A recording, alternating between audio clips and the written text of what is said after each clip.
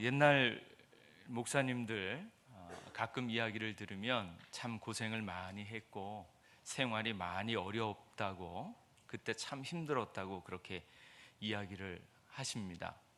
그 중에 이제 대전에 그 장 목사님이라고 계시는데, 또 그분이 가장 고생했을 때의 이야기를 합니다. 결혼은 했는데 당시 그 사례비가 6만 원이었다고 합니다. 지금하고 좀 차이는 있기는 하지만 그때 방세가 3만 원, 그리고 그 6만 원 받은 중에 3만 원 방세 내고 또 11조 6천 원 떼고, 그리고 매주일마다 1,000원씩 헌금하면 한 2만 원 남는 데입니다. 그래서 그 2만 원 가지고 식구들이 사는데 거의 뭐 사는 게 아니라 연명을 했다고 그렇게 이야기를 하더라고요. 그래서 그렇게 무지하게 고생을 하는데 하루는 이 가을역 즈음에 보통 김장을 하지 않습니까? 새들어 사는 그 주인집에서 김장을 하는데, 배추 김장을 할 때 사모님이 그 일을 도와주었다고 합니다. 배추 손질을 이렇게 하면 보통 겉에 흠집이 나고 이런 것들은 떼어서 버리지 않습니까? 이렇게 버릴 때에 이 사모님이 이거를 좀 가져다가 시래기도 만들어 먹고 겉절이도 하려고 그 껍데기를 모아놓는 거예요. 이렇게 모아놓으니까 그 주인이 그 잘 모르고 하는 말일 거예요. 그냥 무심코 흘리는 말이 이렇게 얘기하는 거예요. 아이고, 그건 뭐 하려고? 돼지 주려고? 그러는 거예요. 주인이 그 얘기를 하면서도 그 얘기가 무슨 얘기인지 아마 생각도 못할 겁니다. 그런 얘기가 그냥 지나가는 얘기로 했을 텐데, 그때 이제 이 목사님이 그 얘기를 들으면서 깨닫는 것이, 나도 생각 없이 내뱉은 말이 상대편에게 상처가 될 수 있겠구나. 나는 아무 생각 없이 그냥 지나가는 말로 한마디 툭 했는데 어쩌면 그게 듣는 사람에게는 상처가 될 수 있구나. 평생 가슴에 못을 박을 수도 있겠구나. 그런 의도는 아니었는데 조심해야겠다. 말이 정말로 중요한 거구나. 그렇게 느꼈다는 거예요. 그런데 이제 두 번째로 깨닫는 것이 있는데, 상대편이 일부러 상처를 주려고 그런 말을 해도 상처를 받으면 안 되는데, 생각도 없이 한 그런 말 때문에 내가 상처받으면서 살아갈 이유는 없겠구나. 상처를 주려고 해도 받으면 안 되는데 아무 의도도 없이 한 말 때문에 내가 스스로 상처받으면 안 되겠구나. 그런 거 빨리 넘겨야겠다. 그렇게 생각해요.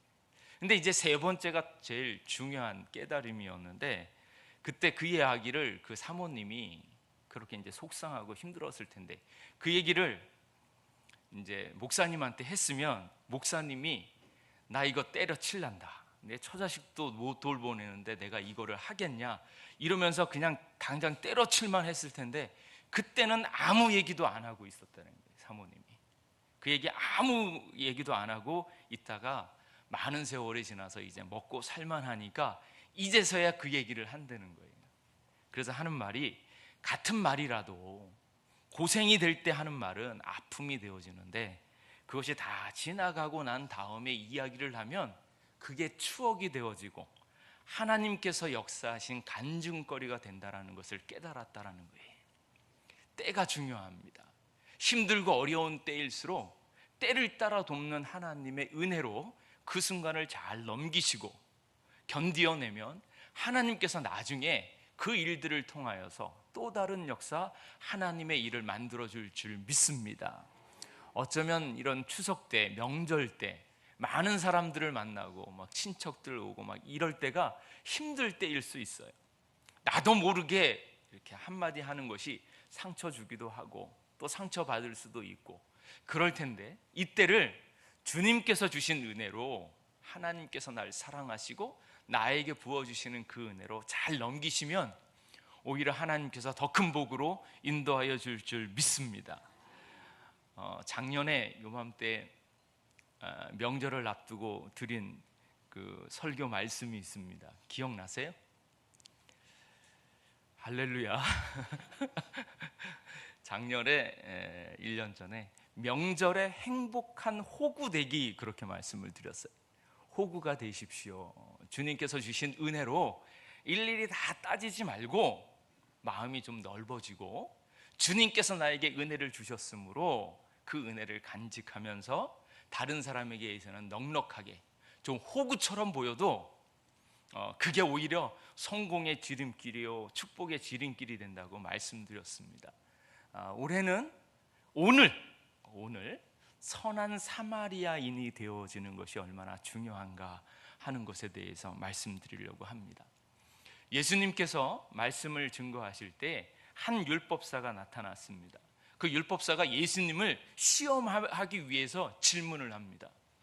예수님의 말씀을 순종하려고 질문하는 게 아니라 반대하기 위해서, 뭔가 꼬투리를 잡으려고 그 시험하기 위해서 질문을 하는 거예요. 뭐라고 질문하는가 하면, 내가 무엇을 하여야 영생을 얻으리이까? 이게 굉장히 수준 높은 질문입니다. 하나님을 만나면, 예수님을 만나면 꼭 묻고 싶은 질문 중에 하나가, 내가 어떻게 하면 영생을 얻습니까?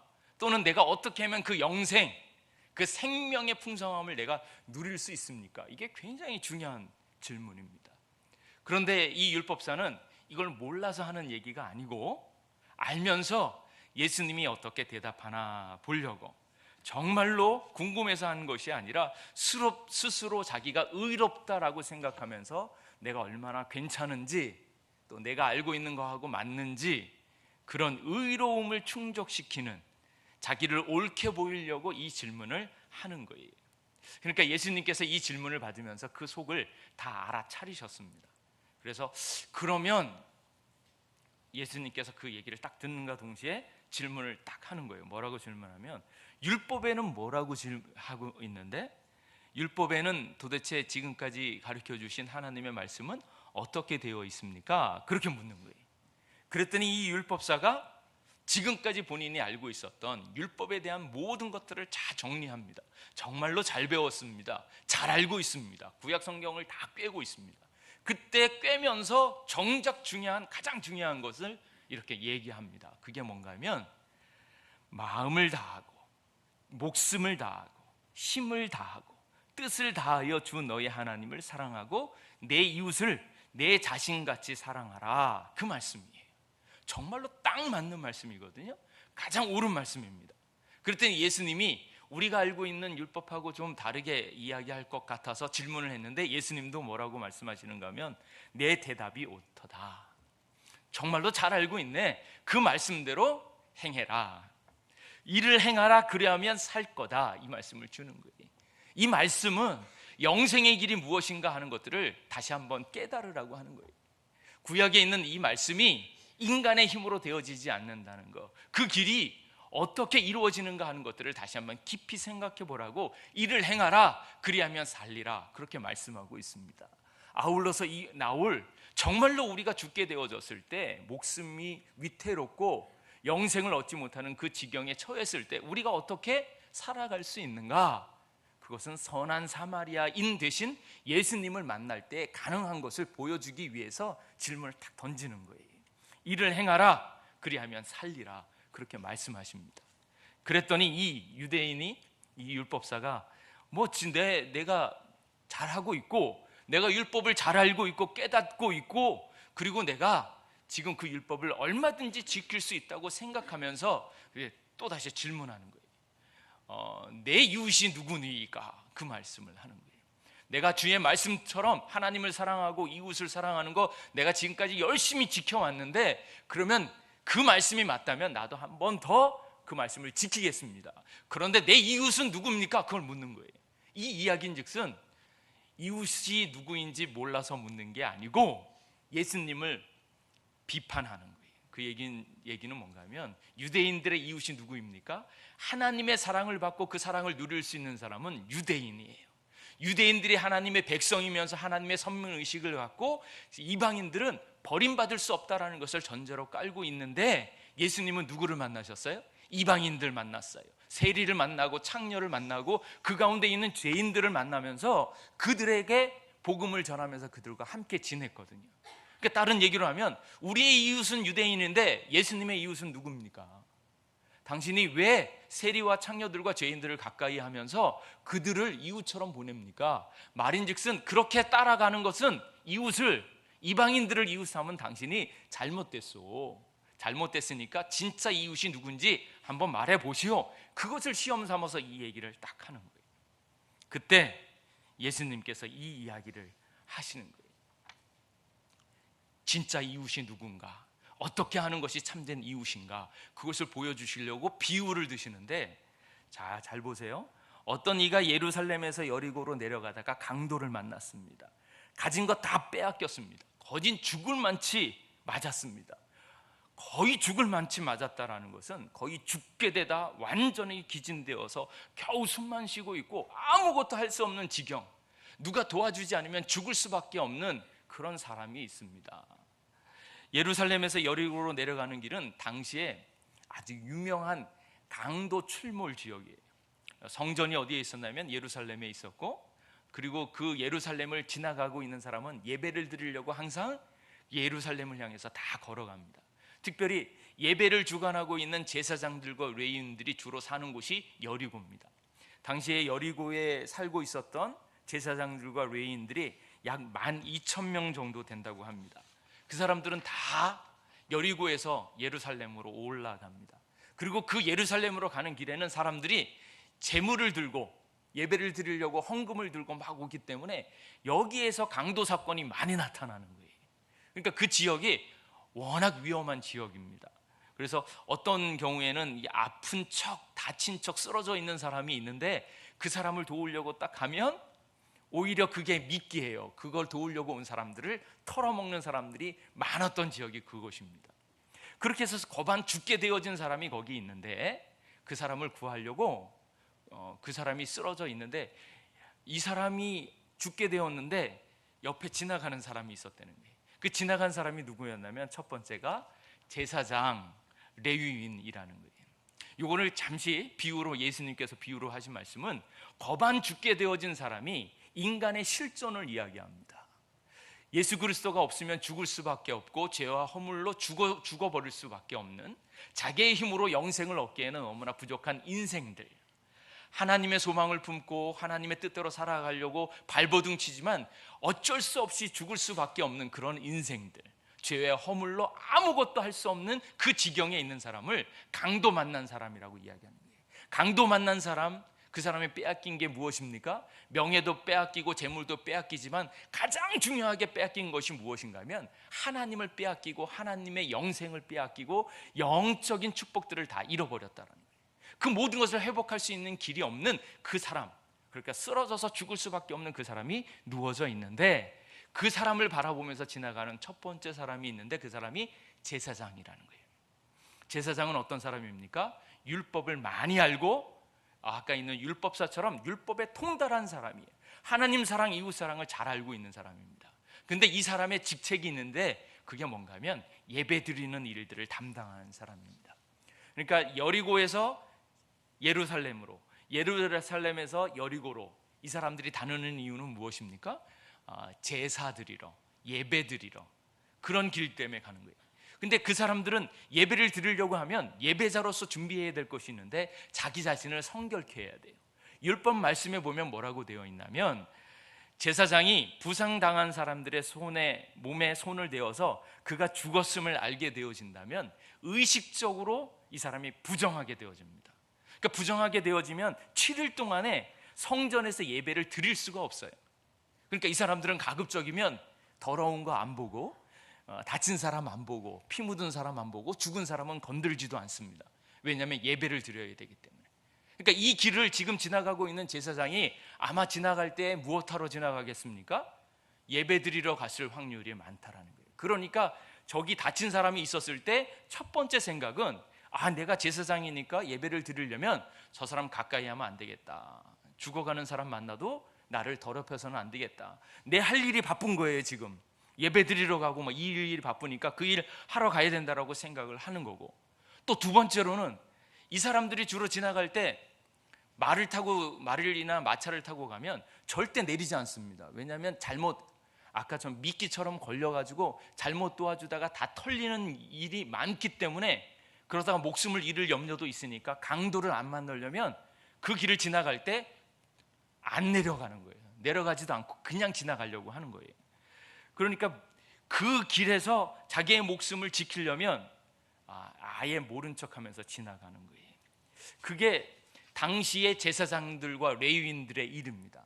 그러니까 이 사람들이 만약 지나가면 얘기거리가 되어지는 거예요. 첫 번째, 예배를 드리려고 깨끗하게 하려고. 두 번째, 잘못 도와주다가는 내 목숨을 잃을까 봐 그런 거예요. 근데 이 사람들이 하고 있는 그 일들을 보면 이 사람들이 율법에 대해서 잘 알고 있는데 율법의 내용들은 잘 알아요. 정결법도 알고. 그러는데 이 사람들의 문제점은 어디에 있는가? 죽어가는 사람들을 바라보지 못하는 거예요. 이 사람은 그냥 두면 어떻게 되어집니까? 죽음을 당할 수밖에 없고 영영 죽음으로 내치달 수밖에 없는 그런 사람인 거예요. 그러니까 율법의 정신이 무엇인가? 하나님 사랑하고 이웃을 사랑하는데 율법의 모양들은 잘 알고 그것은 얘기할 수 있지만 율법의 정신, 한 영혼을 천하보다 귀하게 여기며 그의 영혼을 살리는 하나님의 사랑에 대해서는 거기까지는 아직 못 깨달은 거예요. 율법인으로서 율법의 이야기들은 많이 알지만 율법의 정신, 사랑의 마음이 부족한 거예요. 그러니까 많은 사람들이 이런 종교인으로서 많은 모습들을 가져가고 있지만 정작 필요한 것은 무엇인가 하면 그 안에 예수님의 사랑, 죽은 자를 돌보시는 하나님의 사랑이 그 가운데 없다라는 거예요. 제사장이나 레위인들이라면 당연히 율법, 하나님의 말씀에 통달한 사람입니다. 무엇을 어떻게 해야지 말씀이 맞고 틀리는지를 정확하게 알고 있습니다. 그들은 자신들이 알고 있는 하나님의 말씀을 실행하거나 그것의 근본적인 정신을 알려고 하지 않았을 따름입니다.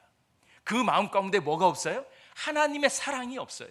그 가운데 하나님의 마음이 없는 거예요. 그들에게 가장 중요한 하나님의 마음, 아버지의 마음, 율법의 정신은 잃어버렸다라는 거예요.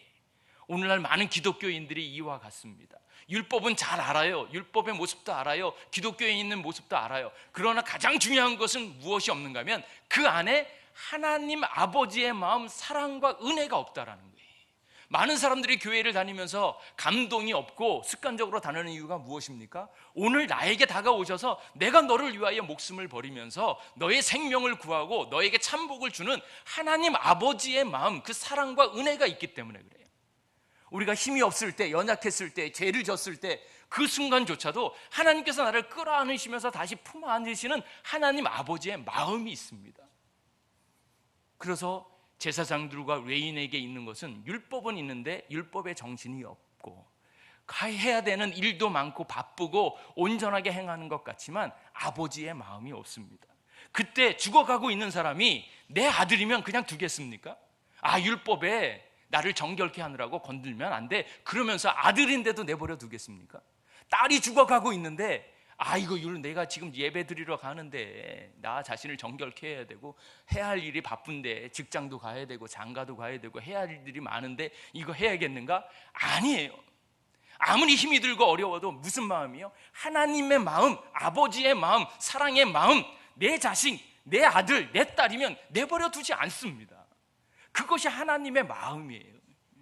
오늘날 많은 일들 가운데, 여러 가지 일들 가운데 옳고 그른 것이 많이 있습니다. 그러나 정말 중요한 것은, 하나님이 좋은 것은 우리가 힘들고 어려웠을 때, 낭망했을 때 나만을 위하여 다가오시는 예수님의 그 사랑, 예수님의 은혜가 있기 때문에 그렇습니다. 세상에 보면 뭐가 있습니까? 세상에 보면 정의로운 사람이 있습니다. 선인도 있습니다. 착한 사람 많습니다. 정직한 사람이 있습니다. 근데 뭐가 없어요? 은혜가 없어요. 사랑이 없어요. 의리가 없어요. 참아주는 게 없어요. 왜 그렇습니까? 예수님의 사랑이 그 가운데 없기 때문에 그렇습니다. 내가 힘들고 어려웠을 때, 내가 정말 눈물 흘리면서 아파했을 때 많은 사람들이 와서 나를 좀 도와달라고 하면 뭐라고 그럽니까? 다 이유를 얘기합니다. 그 이유가 틀렸느냐? 아니요. 정확한 이유를 댑니다. 단지 뭐가 없어요? 사랑이 없어요. 은혜가 없어요. 내 사랑하는 아들이고 내 사랑하는 딸이면 그 모든 일을 다 제껴놓고서도 다가오시는 거예요. 제사장들과 레위인들, 많은 하나님의 사람들이 정작 그 마음 가운데 은혜가 없으므로 다 핑계를 댑니다. 정확한 핑계를 대고 이유가 있습니다. 그러나 그 마음 가운데 내가 힘들고 어려웠을 때, 내가 낭망했을 때, 내가 실수했을 때, 내가 죄를 짓고 헤매고 있을 때 나를 위하여 울어줄 수 있는 사람, 나를 위하여 내 목숨을 지켜줄 수 있는 사람, 그분이 온전한 사마리아인, 참 사마리아인은 예수님 한 분밖에 없습니다.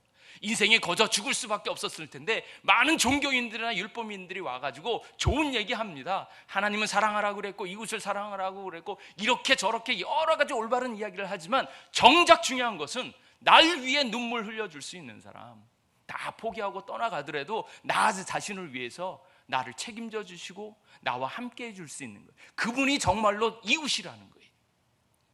그래서 유대인들, 택함 받은 사람들, 가문이 좋고 아주 오랫동안 예수님을 믿었다라고 얘기하는 사람들 다 떠나가는데 출신 성분도 아니고 지역도 다르고 아무 보잘것없는 한 사마리아인이 세상적으로 보면 버림받고 아무것도 없는 그 한 사람이지만 그 사람이 와서 그 아픈 것들을 씻어주고 그리고 그 기름과 포도주로 상처에 붓고 싸매고 주막으로 데려가고 돌봐주고 그리고 비용이 더 들면 내가 더 책임져 주겠다라고 이야기하는 삼사마리아, 그분이 바로 예수님인 것을 믿으시기 바랍니다. 많은 율법의 내용이 있지만 그것보다 먼저 다가와서 내 눈을 바라봐주고 내 아픔과 내 눈물을 이해해주고 그것을 담당해주고 그리고 내가 정말로 영생을 바라고 이 세상에서 참 평안을 바랄 때 오직 예수님께서 다가오셔서 내 모든 것들을 해결해 주시는 선한 참 사마리아인 되신 예수님을 만날 수 있기를 간절히 원합니다. 옛날에 그 한 군대에 소년병이 있었습니다. 그 소년병이 열심히 싸우다가 적군에게 쫓기다가 적군에게 잡혔어요. 그러다가 겨우 도망을 다녔습니다. 도망갔습니다. 도망가려고 숨는데 어떤 마을로 들어가서 숨는데 사람들에게 이야기하는 거예요. 야, 제발 좀 살려주십시오. 그랬더니 그 동네 사람들이 이 소년병을 너무 불쌍히 여겨서 숨겨줬어요. 다 숨겨주고 감춰주고 먹을 것 주고 은신처를 제공해 줬습니다. 근데 그 다음날 그 적군들이 쳐들어오는 거예요. 쳐들어와서 그 마을 사람들을 위협합니다. 당신들 어제 여기 적군 한 명 들어왔지? 그거 잡아내라. 안 잡아내면 당신네들 내일 아침이면 다 죽여버리겠다. 마을 사람들 다 죽여버릴 테니까 그 전에 이 소년병 그 적군 그거 찾아내라 그러는 거예요. 그러니까 그 소년병이 너무 불쌍해가지고 너무 불쌍해서 숨겨줬는데 이거 잘못하다가는 동네 사람들 다 죽게 생긴 거예요. 이걸 어떻게 하면 좋을까? 어떻게 하면 좋을까? 고민하다가 안 되겠어서 그 마을에 있는 그 성당의 사제한테 묻습니다. 사제한테 이거 지금 큰일 났습니다. 한 적군을 숨겨놓는데 그거 내보내지 않으면 마을 사람 다 죽이겠다고 합니다. 이거 어떻게 하면 좋습니까? 제발 좀 가르쳐 주십시오. 그랬더니 이 사제가 골방에 들어가서 말씀을 읽으면서 기도하면서 이걸 준비하는 거예요. 이거 어떻게 하면 좋으냐? 내일이면 마을 사람 다 죽을 텐데 어떻게 하면 좋으냐? 막 이런. 근데 새벽쯤 되어가지고 문득 성경을 딱 폈는데 그때 딱 들어온 성경 구절이 딱 있었어요. 요한복음 12장 50절에 온 민족이 멸망하는 것보다 한 사람이 백성을 대신해서 죽는 것이 낫다라는 거예요. 한 민족이 다 죽는 것보다 한 사람이 죽는 게 낫다. 그게 이제 말씀에 있다는 거예요. 근데 그 말씀을 보고 동네 사람들한테 얘기하면서 한 사람이 죽는 게 마을 사람 다 살리는 것이 그게 더 나으니까 이 사람 내주십시오. 그래서 그 소년병을 내주었습니다. 그 일로 말미암아서 그 소년병은 끌려가서 죽고 마을 사람들은 다 살았다고. 그래서 목숨을 얻게 되었다고 잔치를 벌이면서 기뻐하고 막 있는 거예요. 근데 이 사제는 마음이 너무 무거워서 그날 밤에 혼자 다시 골방에 들어갔는데 골방에서 묵묵히 있던 차에 기도하던 중에 천사가 나타난 거예요.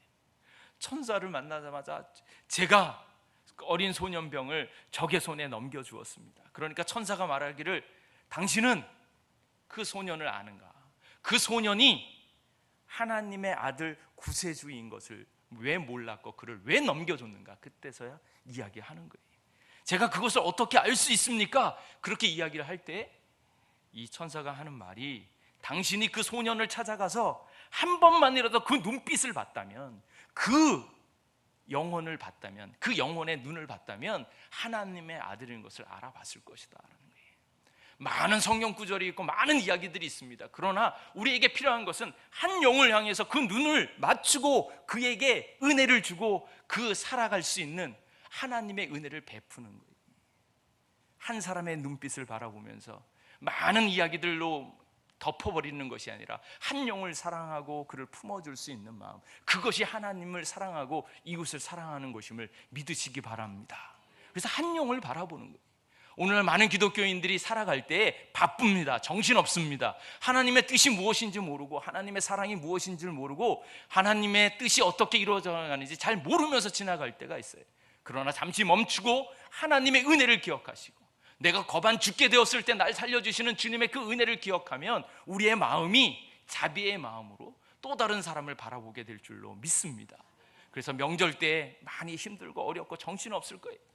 그리고 많은 사람들이 올 겁니다. 그러나 그때 눈을 들어서 그 사람 눈을 바라보시고 그를 향한 하나님의 계획을 보시고 그에게 따뜻한 말 한마디, 칭찬의 말을 할 때 그로 하여금 정말로 하나님의 은혜를 다시 깨닫게 될 줄로 믿습니다. 그래서 이 세 사람 중에 제사장, 레위인, 사마리아인 이 세 사람 중에 누가 강도 만난 자의 이웃이 되겠는가? 그랬더니 자비를 베푼 자니이다. 너희도 가서 이와 같이 하라. 내 이웃이 누굽니까? 내가 누구를 도와야 합니까? 라고 물을 때 예수님께서 뭐라고 말씀하십니까? 누가 강도 만난 자의 이웃이 되겠는가? 네가 다가가서 자비를 베풀면 네가 그 사람의 이웃이 되어줄 것이다. 너의 이웃이 누구인가 묻지 말고 네가 다가가서 사랑을 베풀고 은혜를 베풀어주면 너가 그 사람의 이웃이 될 것이다 라고 말씀하시는 거예요. 여러분, 피를 나눴다고 해서 친척이고 가족이 아닙니다. 여러분, 사랑을 베풀고 인자한 말로 눈을 맞추고 사랑의 말을 할 때 그것이 하나님 안에서 한 가족이 되어질 줄로 믿습니다. 그럴 때 하나님께서 이 힘들고 어려웠을 때 막 정신없고 막 힘들고 어려워요. 이때를 주님의 은혜로 넘기십시오. 넘기고 그러면 하나님께서 이 일들을 통하여 더 큰 복을 허락하여 줄 줄 믿습니다. 그래서 다음 주가 되면 그래도 막 억울하고 승질나고 짜증나고 그러면 지금은 다 넘기고 또 넘기고 다음 주에 와서 하나님 너무 억울했어요. 너무 원통합니다. 주님이 보상해 주세요 라고 하시고 그래도 분이 안 풀리면 목사를 찾아오십시오. 제가 다 들어드릴 테니까. 그리고 힘들고 어려운 때를 주님의 은혜로 넘기시고 좀 더 편안했을 때 주님의 은혜를 함께 나누고 다시 하나님의 새로운 복으로 체험받을 수 있기를 주님의 이름으로 축원합니다. 기도하겠습니다.